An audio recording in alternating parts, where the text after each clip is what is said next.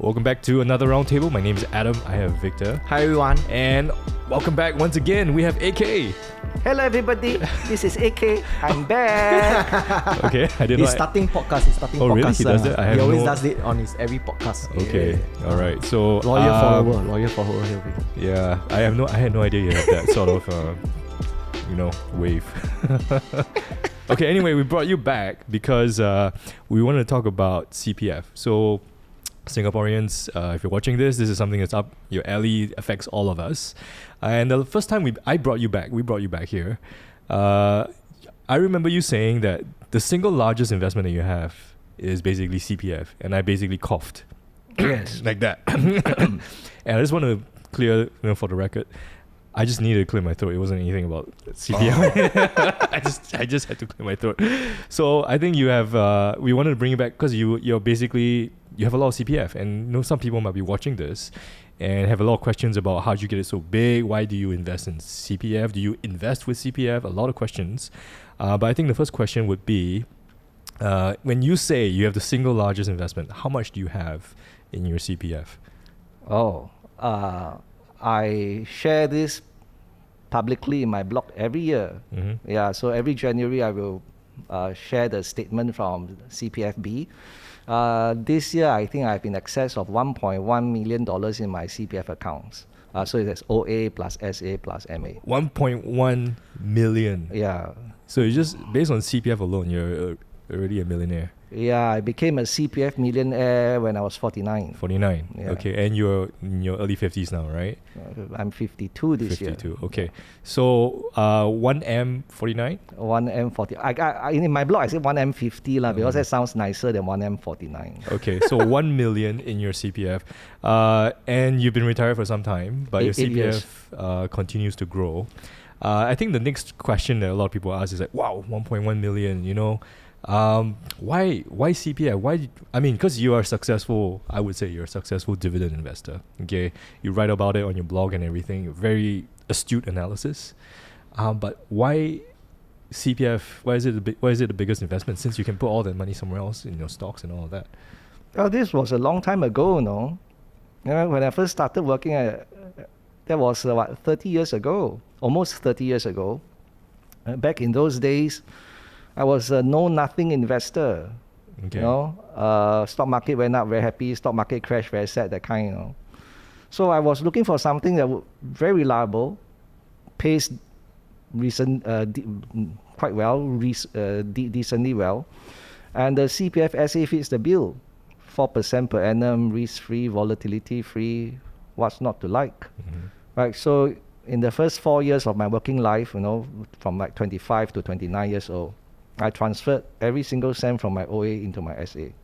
Okay. Well, even though I wasn't a very good investor, I like to think that I was quite a good saver, right? So the magic of compounding is made more magical when you allow it to have more time to compound, and not only that, a larger base. Mm-hmm. So imagine if you have $50,000 and you allow it to compound over 30 years at 4% per annum, and $5,000 and let it to compound at 4% per year for over 30 years.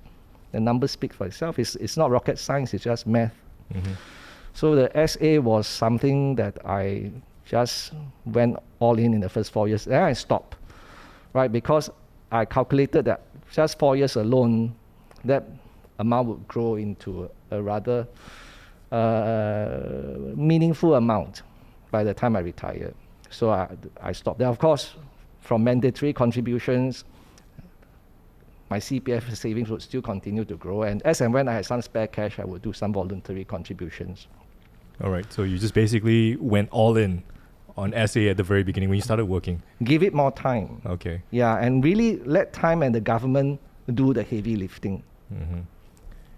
So it's low-hanging fruits. Okay. So after that, when you got better, like you said, you were like a know-nothing investor, Yeah. right? So when you got better at investing, you kind of stopped going all in on CPF. You kind of started focusing elsewhere as well. Yeah. So I was doing some trading. Like I said last time, I was doing trading. Then I was also beginning to invest for income. Like ST Engineering, I said was one of the first stock that I invested in for income. So the CPF, through my earned income, it just grew naturally. You know, but I continue to believe in the CPF, which was why even though I retired 8 years ago, I continue to do voluntary contributions. Lacking an earned income, I just apportion more than $30,000 every year from my passive income to do VC voluntary contribution to my CPF account, so that it continues to grow. Yeah, so having $1.1 million now is largely my own effort, yes, but the government has done a big part. Okay, so for someone watching this, like they could be starting out, they're still in their 20s, or maybe they've been working for some time and the CPF balance, they look at it and it's like everything's in my house or something like that, and they go like 1.1 million. How do you build something that size? And then I would say a relatively reasonable amount of time, right? 20, 30 years? Yeah. How did you do it? I mean, I know you've even mentioned it. I mean, you're saying you do a lot of top-ups, you put everything in, but for someone who's watching this, how did you do it exactly? Like, no, I didn't do a lot of top-ups, you know. So 8K wasn't reached, you know. You know, so basically I was just moving money from left pocket to right pocket, from OA to SA. It's still the same CPF money. It's just moving from 2.5% to 4%. So it's just moving left pocket to right pocket. I didn't have that much money as a young guy. My salary was $3,000 a month to start with. That's why I said to buy one lot of ST Engineering was a lot of money. In those days, it was 1,000 shares per lot. It was $1,500.50, $1,550. It's a lot of money. So I wasn't very rich. So just doing OA to SA transfer, I'm glad that options are available. So if you really want to grow your SA, you want to grow your CPF savings in a safe, risk-free volatility, and therefore stress-free way, and I hate stress, so it's perfect. As for, you say buying a home, right? Yeah. Why would someone in his 20s straight away jump into buying a flat? I don't understand. BTO? Yeah, I mean BTO, yes, but then I think if you can delay that kind of thing by a few years, it's not necessarily a bad thing. You know, especially if you see now property prices are so high and all that kind of thing. And if you believe that property is in a cyclical kind of sector, right? Could you possibly have a better time to buy? I don't know. But I think if you are able to delay gratification, and that's one of the things that we talk about, how we shouldn't just want everything now and now. You know, you can delay gratification, and I think the flat can wait a while. I should have a stronger financial foundation first. It's not a bad thing, and that's what I did. I wasn't thinking of buying a flat when I was 25. Okay. Don't worry, now I think the average marriage age is about 30, 31, so it's already delayed. Well, if it's 30, 31, then even better. I mean, if that's the norm, then for sure you can do OA to SA transfer in the first few years of your working life. I don't see any issue. Yeah. So you're saying that let's say if someone is starting out, they should take at least the first 4 years to transfer to the SA. Then after they start to build back up for the flat and all this. I wouldn't say at least the first 4 years. I mean, for my case, I made it the first 4 years because I kind of calculated, 4 years of contribution, right, OA to SA. Then after 10 years, right, that amount grows by 50%, even if I were to stop doing any contribution, which would never be the case because I was still working, right, which was not the case. And then 100K becomes 150K. Then after that, the next 10 years, 150K will grow by 75K to 225K, which is why I had an old blog post which was very popular, how to grow 100K to 225K in 20 years, risk-free, volatility-free. Then, of course, you extend it to 30 years, that 225K will grow by another almost 120K. So by the end of that 30 years, right, your 100K would become in excess of 300K. Just because the first 4 years you push all your OA into your SA. And you let the time compound it.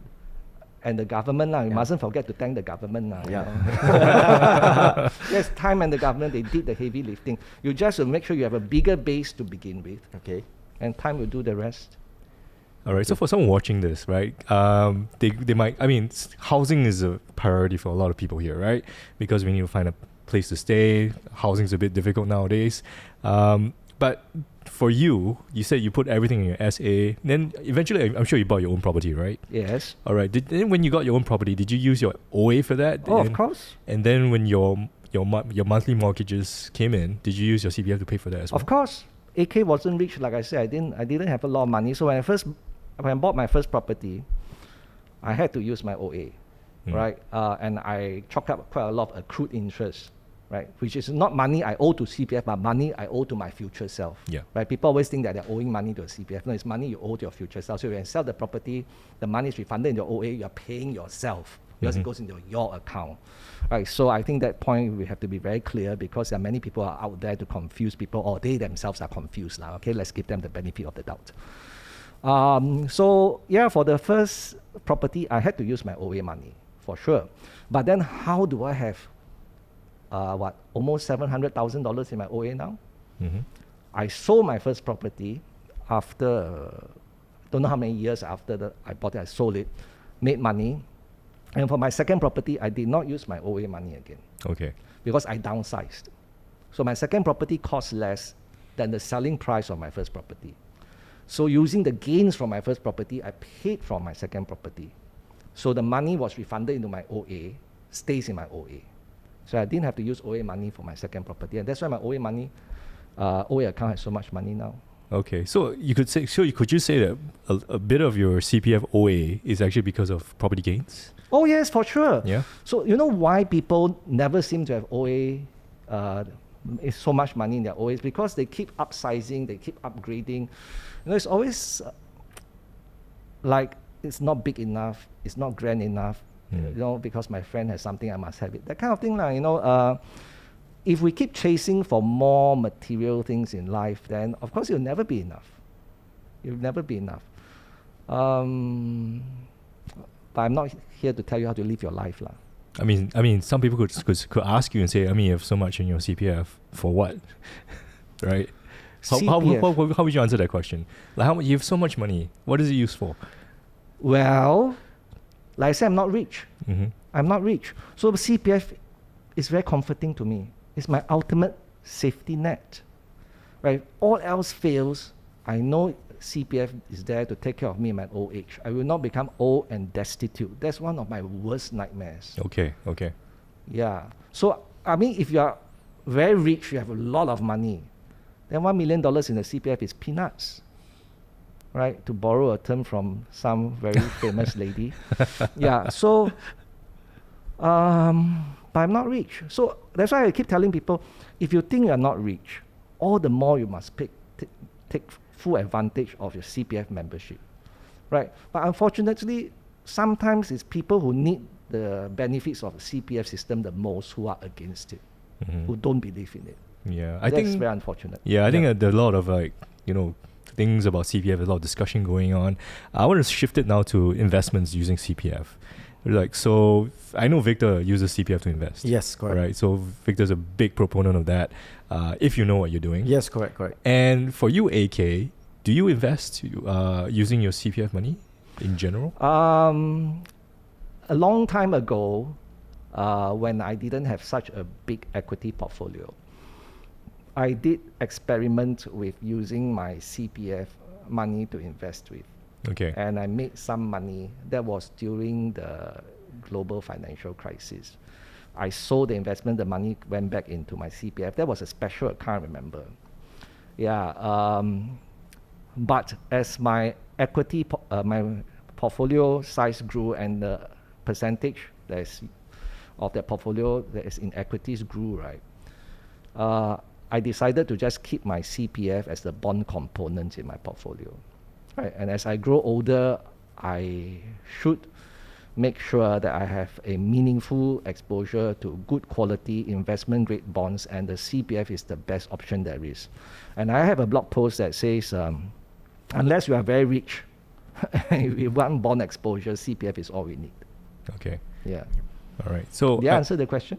Yeah, you did. I mean, okay. Because Victor, he invests his CPF. I invest my CPF as well. I'm sure Rusmin does it as well. I don't know. Maybe I can ask him when he comes back. But I know that, so you basically don't touch your CPF at this point in your life. Would you say that? I mean, in No, general. no. No? That's not totally the case. Okay. I did use my CPF money earlier this year in January and also earlier this month to buy T-bills. Okay. So you basically shifted it as from a CPF as a bond to another bond. Yeah. But so, you don't invest it like a stock. But you shifted the OA, right? OA, yes, of Yes, course. correct. Because the OA interest is 2.5. Your T-bill is 3 plus. That's why you shifted. That makes sense. 3.7. Yeah, so that's why it makes sense for you to shift from the OA to the T-bill. Am I right? Yes, Yeah, yes. And because they belong to the same class of investments, Yeah. they are both risk-free and volatility-free. So if you are both risk-free and volatility-free, and when I invest my CPF money, basically I want it to be the risk-free and volatility-free. All So right. it mimics the CPF but with higher returns. But you Yeah. wouldn't put that money into, let's say, DBS Bank, for example. Yeah, because DBS, I mean, it's a great bank, it's a good Yeah. investment, but it's not risk-free. Yeah. Okay. So no recognition for buying or selling anything. It's just an example. But for Victor, Yeah. just to understand that you would do something like that, right?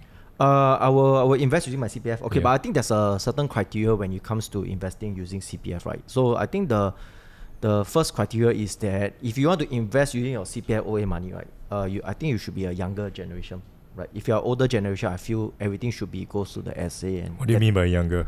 How I mean, young? like maybe you're in the 20s or the 30s. Okay. Adam very Yeah. politically correct, because he never say, what do you mean by older? Yeah. So by your definition, okay. I'm no longer young. I was saying like, okay, if you are still because why? Because sometimes you don't know what you don't know. Yeah, Right? You okay. may make mistakes. Somehow if you are very young in the 20s, you may not know investment, right? Mhm. So if you really want to invest using your CPF OA, right, you have to know what you're doing.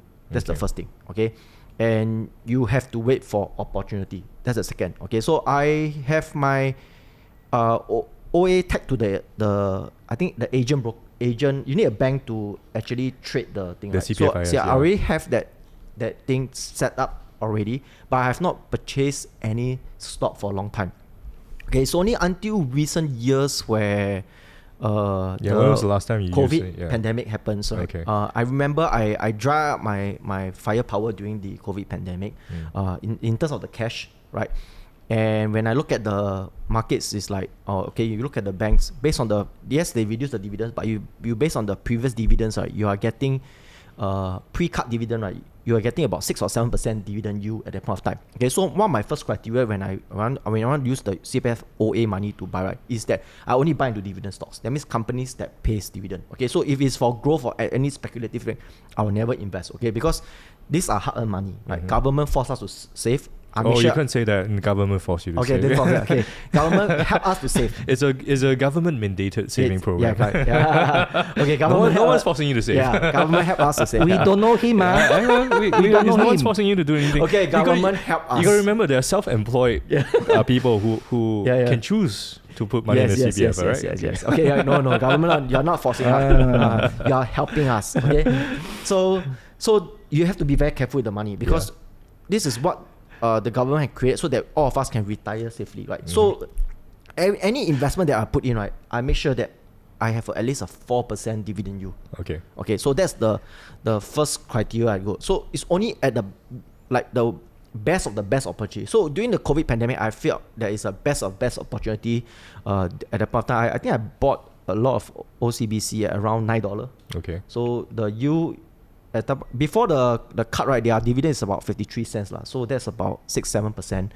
Then right now they recently paid about 68 cents dividend. So now my yield is like 7% plus and all this, right? So it literally passed the criteria. And of course I have capital gain right now from that investment, right? That's the first criteria. Second is that when I use my CPF to buy, right, not only I avoid growth stocks, I also avoid REITs. Okay, why? Because sometimes REITs do call for rights issue. So if most of the time people use the CPF to buy property, right? So if it calls for rights issue, then you may not have money inside, right? So you do not invest in it. Just invest in those normal operating type of companies that you know that they won't do rights issue. Okay, right? so the REIT business model requires them to raise money from time to time, right? Yeah. That's what you're So that's basically the few criteria that that I set for myself that I do. So until I'm 40 plus, I probably won't be using my. So you're just very stringent with the way you use your CPF Yes, money as correct. well. Okay. Yeah, but I think if really there's a good opportunity, then I think you should consider using your OA. I haven't got my house. I got my house in 2021, so they start deducting. But before that, I already start invest a huge sum of my CPF in the stock market already. Okay. So, but of course, I set aside that enough buffer when I purchase my house lah. When my house come. So that amount grow quite well, and I have also purchased my house and all this. So my leftover money, I keep the basic like 1 year interest. Then the leftover, I just transfer it to the SA account. So Okay. that's what basically I do for my CPF. All right. So actually, you manage your CPF quite diligently as well. Yes, Is that correct, You do all correct, these things. Yeah. Can I add 2 points and ask you one question? Oh yeah. Oh, you add, Okay, Victor says he will only use his CPF OA money to buy dividend stocks that pays at least 4% per annum. Yeah. Actually, I think you need to have more than 4% per annum. A That's lot the- more. That's the minimum benchmark. Minimum also cannot. Because if minimum 4%, Might you as are well getting just, risk-free and non-risk-free Yeah, yeah. 4%. You why go for a non-risk-free 4%? Okay, yeah, it you're has right. to be much higher. Yeah. So I think you must at least go for 7-8%. Oh. Yeah, to compensate for the risk. I mean, Victor Yeah. has mentioned that before. He's written articles on CPF. Yeah. He says it has to be more than 4%. Yeah. Then Yeah. just now what you say, at least 4%. I mean, I'm just saying that there's a That's the you cannot floor. go below. That's the Cannot floor, go below. basically. Cannot go below. Dementia, What if the company? Yes, they give you the 4%, but the growth prospect of the dividend that can continue to grow the dividend. So it's dividend growth. That's Yeah. another way of Yeah. looking at it, right? So that's why I don't want to be too stringent and all this. Okay. What if the company gives you 4% now, then in future cut dividend become 3%? See? So it has to be more, much more. Yeah. Okay? True. Number 2, invest only in stocks and not REITs because REITs might have rights issue. What if you were to invest in sets? But sets so many years give dividend You're right, very you're right. consistently, Yeah. never have rights issue, then suddenly kaboom! So that's unlucky lah. Elephant swallowed by snake. Yeah. Okay, So, but REITs, there's the higher probability. Yeah. I already removed, but I'm not saying that the normal operating companies there's no rights issue, right? I just say that I just remove one side of the probability. Okay. Don't be so defensive. Just playing devil's advocate. I'm just telling you, when you invest with your CPF OA money, it's not that simple. Yeah. A set of criteria, not Yeah. like that. So like Charlie Munger say, I cannot make it easy by telling you 3 things. You have to learn it for yourself and ingrain. Yeah. Yeah. Yeah, but of course, if you are like there's of course a lot of CPF statistic that says that majority of the people right that invest in the CPF It changes every Yeah. year. So they do a study and then they go and track people who use the CPF for investment. So this is the most recent one I could find. It was from 2021. 1 in 2 who uses CPF to invest end up worse off. So that's 50% Yeah. probability. 50%. So some people don't know what they're doing when Yeah. they invest. So Yeah. so that's why my first criteria say you must know what you're doing. Right. If you don't know what you're doing, right, my take is right. I'd rather you transfer to the SA account. Okay. Right. You should take it as a bond, right? Or alternatively, right, you first go and max out your SA first, right, and get your retirement settled. The full retirement sum? Full retirement sum settled, right? Yeah. Then you can consider that, but you must know what you're doing. Okay. If you still don't know what you're doing, I still rather you go and leave it in your CPF. What if the person thinks he knows what he's doing, but actually he doesn't know what he's doing? That's the thing, right? That's the thing. You don't know what you're doing. That's the You don't know thing. what you don't know. Yeah. So that's why there's this 1 in 5 because every time people always One think in that they two, know. one in 1 in two. 2. That people always think that they know what they're doing. But Right. actually they don't know what they're doing. Yeah. Then Yeah. how like that? don't invest, That's a scary Yeah. thing because you Yeah. really don't know what you Yeah. don't know. The scary thing is really like what I said, you really don't know what you don't know. Ah. Right? So if you really want to be very, very conservative, then don't touch with your OA account. Don't touch any stocks. You want to be right? very safe. Yeah. Because government guarantees. Yeah. You want to I be mean, like is that your position? Is that a Triple A position? bond. Before I go into that, devil's advocate finish already. Now I genuinely ask you a question because there are many young people who want to know this also. Yeah. You say you use your CPF OA money, buy a large chunk of stocks when it's cheap and good. Yeah. Then after that, you can buy house. Yeah. Then you say you have enough buffer to buy house. How much is that buffer? Enough for your down payment and whatever, Enough for my right? down Yeah. payment. Yeah. Yeah lah. You say enough, but the word enough means different thing to different people. So give people an idea. Because young people Okay, listen to you now, later they use all their money and buy stocks. Kena stuck inside. Buy house, no money, they blame you. Okay. So I'm very conservative person lah. So the amount I set is that because when you buy house, it's not together yourself, right? It's together with your spouse. So If you are lucky enough to have the spouse to contribute lah, if you are the only one, yeah, no, I say the down payment I'm talking about together. Let's count as together first, okay? Okay. So the together add up, right? That amount I feel must at least cover 40+% of the down payment. So if your home is If it's less than that, I wouldn't even want to touch my OA. So if your down payment is, let's say, 200,000, you Yeah. would have at least 40% of 200,000 in your CPF. Yes, correct. That's what you're saying. so it's No, not the down 40% payment. of the purchase. The whole down price. The down payment is 40% of the property price. Okay. Yeah. So Okay. I paid more than 40% of my So if it's $500,000, you must at least have $200,000 in your CPF OA. $500,000, 200. Yeah, My maths is quite good. My maths is quite good. I Yes. 200,000 and my. You mean what? 1 million? 500,000. 200,000. Yeah, correct, 200,000. Yeah. Your maths very poor. How come so I long? thought I heard 1 million. No, Yeah. I said 1 million. That's why he said. Yeah, he, okay, okay. Oh, he's a half a jialat, million. you left, right. So sorry, bigger property. Yeah. Sorry. So if you have your spouse to help you, then each one 100K lah. Yes, correct. Yeah. If you are alone, your spouse no CPF, Then you you cannot- must have 200K yes, lah. you're right. So please, this is very important. Yeah. Right, listen to Victor. No, I say one, he say one. No, I'm just doing a safety net. Yes, only. this is Yeah. very important. Serious, this is non-joke. Yeah, yeah. So if you want to invest your money of CPF OA money to invest with, you want to set aside money for your home, this is a very serious consideration. All right. Yeah. So this is to summarize. You treat CPF basically like a bond portfolio.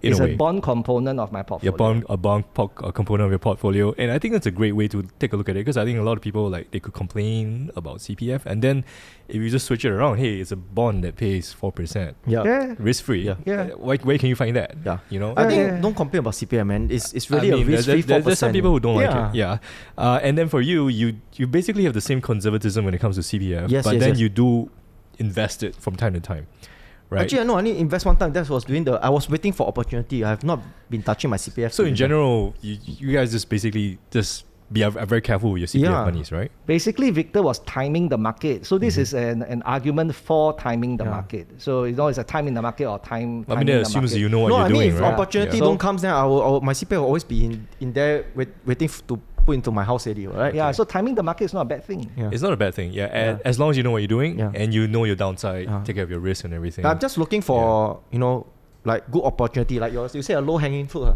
Yeah, low hanging fruit. Yeah. And everyone's circumstances would be different, right? So what works for Victor might not work for the rest of us. What Yeah. works for me might not work for the rest of us. So we have to find our own sweet spot. It's like Goldilocks and the Three Bears. Yeah, I think it's your emotion actually, because a lot of time I feel when it comes to investing, right, your emotion is the one that screws you up. So if every time the stock market go down, you very upset, please then put your money in the CPF. Or- I feel or that's the somewhere, way. okay. That's the way you should. Like, but if you can take volatility, right, and you know what you're doing, right, and you already covered every ground already, Mhm. then you got some spare cash, you know that you can invest, and the right opportunity comes, then I mean, you know what you're doing lah. Mhm. Right, then okay. Okay. Right. All right. So I think in general, both of you have the point of view where you want to basically build up your CPF balances in a very steady way. Yep. All right. So let's just go back to CPF, and someone who's watching this, I want to build my CPF balances. I mean, I invest as well, but I want to build my CPF, treat it as part of my bond portfolio. What is the order of investment that you would take to grow your CPF balances? How did you do it to grow it to 1.1 million? Like, just in order. I know you mentioned it just now all over the place. How would you order Okay, it? first thing, don't overthink it. Mm-hmm. Right. I didn't do very much to my CPF accounts, frankly speaking, right? Just the first few years of my working life, transfer OA to SA. Mm. Let time and government do the rest. Right? Then after that, I was just working year after year, mandatory contributions. It was growing my CPF balances. Then came 8 years ago when I retired, right? But I still want to have meaningful exposure to the grow my bond component in my portfolio. So I did voluntary contribution. When I did that, I make sure to top up my MediSave account first, because the MediSave account pays you 4% per annum straight. If I didn't hit my full retirement sum already in my special account, I would also top up my special account, because they straight 4% per annum, right? Because if you do voluntary contribution, the money gets split into OA, MA, SA, right? According to your age group, it will be apportioned by a certain fixed percentage. You mean your monthly contributions, right? Even if your lump sum voluntary contribution is the same thing. I think you can Direct to your for SA. the tax one, you can direct to the SA. No. There's something called top up. Yeah. Okay. Yes. Different from voluntary okay. contribution. Okay. So you can do top up your MA top up your SA, top up your MA as long as it has not hit the basic healthcare sum, top up your SA as long as it has not hit the full retirement So sum. you didn't do top up, you do voluntary contribution. Because my SA already hit full retirement sum, I'm not allowed to do Okay, top up anymore. okay. I can only do voluntary contribution. I see.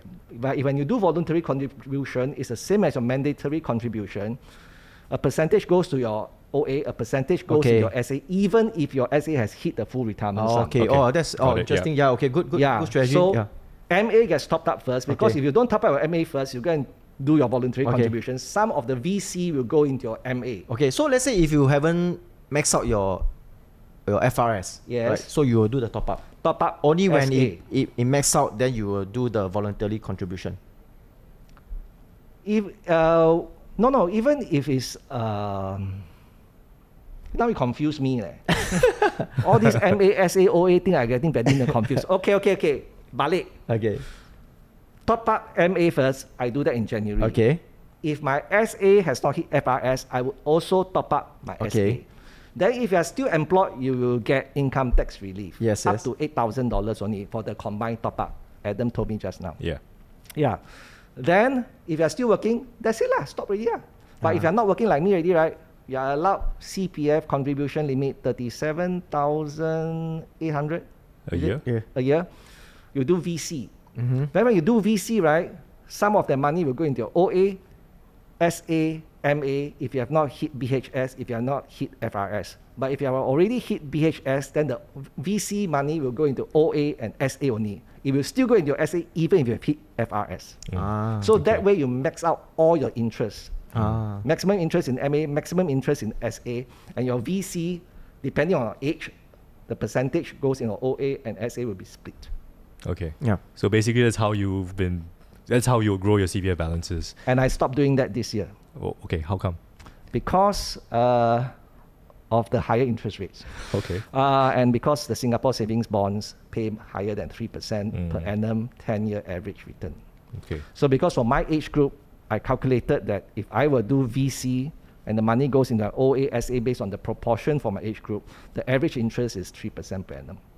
So if the SSB offers higher than 3% per annum, it doesn't make sense for me to make VC into my CPF. Okay. Better for me to buy Singapore savings bonds. Oh, was it T-bills that you bought? Singapore savings bonds. I stopped doing VC this year, and I won't do it for next year also because I already used that next year's money, which is earmarked for VC, to buy Singapore savings bonds, which are in excess of 3% per annum 10-year average return. So it was Singapore savings bonds, not no, T-bills also. T-bills as is well. the OA. OA on it. Yeah, that's a different thing. Okay. Different thing. You see, very confusing. Huh? Yeah, you do Okay. have a lot of things, fingers in a lot of pies. Not like only one pie is CPF, but just different way to eat the pie line. Yeah, okay. So what Adam said about T-bills is that if you have a lot of money in your CPF OA, making 2.5% per annum, just the OA, then the OA money go and buy T-bills, which pays now, the last auction was 3.73% per annum, higher than 2.5%, right? But what I was talking just now was voluntary contribution into your CPF account and not how to use money in your CPF account. Okay. All right, got it. So I think that's how you've been building your CPF. Now it's at 1.1 million. I think I hope a lot of people will be inspired by that, because I think it's one of the, like you say, it's a safety net. It's the ultimate safety net. Yeah, I think what's his name is Lou, I think 1M65. Yep, He promotes CPF as well. I wouldn't say promote. I mean, he talks about CPF. 1M65. His same thing as well. He said is the safety net. If I'm gonna invest, and he invests as well, I want to make sure that I have this safety net that's taken care of, and it's the same thing over here as well. I think he doesn't touch his CPF either. Yeah. Okay. Yeah, so because he invests in the S&P, I think. okay. So I met the guy before. Very nice guy. Very genuine about sharing about CPF as well. And I think I have one last question for you before you go about CPF. So you say you're 52. At 55, you can take out your CPF. What are you gonna do? At 55, take out my CPF. You have the option to take it out. Yeah. What are you gonna do? If I run out of money, no choice, lor. Okay. Yeah, if I run out of money, then like say CPF is my ultimate safety net, I wouldn't become old and destitute. All right. Okay. Okay, so again, like I think how you manage money is really based on what you want Yep. and your risk profile. Some people will actually just take it out, and I don't know what they will do with it. There are people like that, but you will keep it in and let it continue to grow and compound all the way till I don't know how long. Yeah. Oh, and then if like you say, I know now that T-bills are offering higher returns, you can go for higher returns, risk-free, volatility-free, make hay while the sun shines. Yeah, and Yep. you update all of this on your blog as well. As you Every year in January, I will share the Yeah. pie charts from Yeah. CPFB. All right. So if you're interested to know more about what AK is doing with the CPF and how he, does with the monies and all that, do check out his blog at a Singaporean stocks investor.blogspot.com. And he writes ASSI. ASSI. You can Google that, and that's probably the first result that you Or get. you can go watch his YouTube Or channel. go his YouTube channel as well. So he has a YouTube channel. Do check it out. All right. So with that, I think that's pretty much right. Yep. Okay? All right. So my name's Adam. That's Victor. Thank you. That is AK. We brought him back again. And this time we talk about CPF, and he has 1.1 million in his CPF. All right, so if you like this roundtable, please hit the like button. Any questions about CPF, put them in the comment section. We'll answer them for you. Any questions for AK, you can post them and we'll try to forward them to you, and we'll try to get his answers as well. All right, and of course, subscribe to our channel. Many more roundtables coming up, and we'd love to see you again.